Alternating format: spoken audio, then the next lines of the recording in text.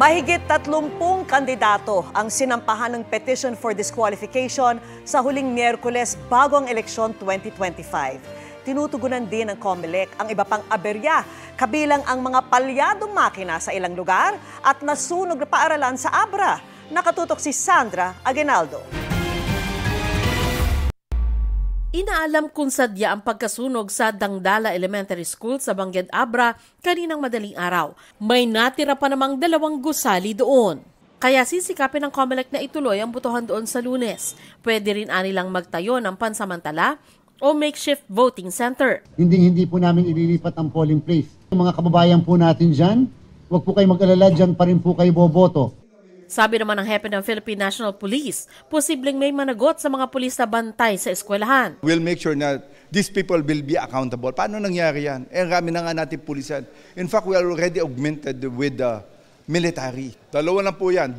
Gross incompetence and gross negligence sa trabaho po nila. And this is dismissible dun sa PNP po natin.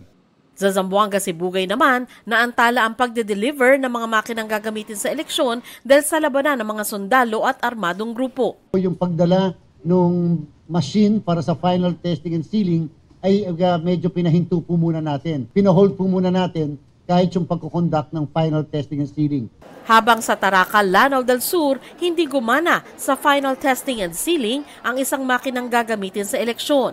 Pero sabi ng COMELEC, meron namang reserbang makina na maaaring ipalit. Pinabulaan na naman ng COMELEC ang puna ng Parish Pastoral Council for Responsible Voting sa Davao City na may balota sa isang mock elections na binilang kahit may sobra umanong boto. Git ng COMELEC kasabay ng pagdemo kanina, hindi masasabing overvote ang markang katulad ng ipinakita ng PPCRV Davao. Nasa labas kasi ng bilog ang marka. Naglagay po ng square outside ng bilog. Yan po ba ay boto? Sagot, hindi po boto yan. Bakit hindi po boto? Kasi wala po ang pag-shade sa loob. Wala pong tumama sa loob. Ayon sa National Office ng PPCRV, gusto lang subukan ng kinatawan nila ang performance ng makina sa Baypuri sa PPCRV Davao sa vigilance nito. Paalala naman ng COMELEC sa publiko, pag boboboto tayo, dapat shading.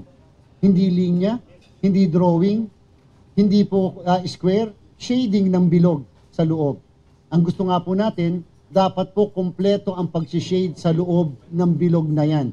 Samantala, sinampahan ng COMELEC Task Force Baklas ng petition for disqualification si senatorial candidate Eric Martinez.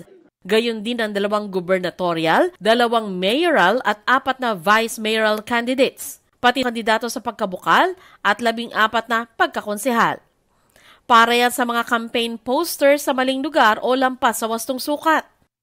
Inisyohan naman ang show cause order kaugnay ng vote buying and abuse of state resources si Marikina Congressional Candidate Marcelino Teodoro at Marikina Mayoral Candidate Marjorie Ann Teodoro. Sa isang joint statement, sinabi ng mga Teodoro na walang katotohanan ang aligasyon, politically motivated umano ito at may isang taong konektado sa kanilang kalaban.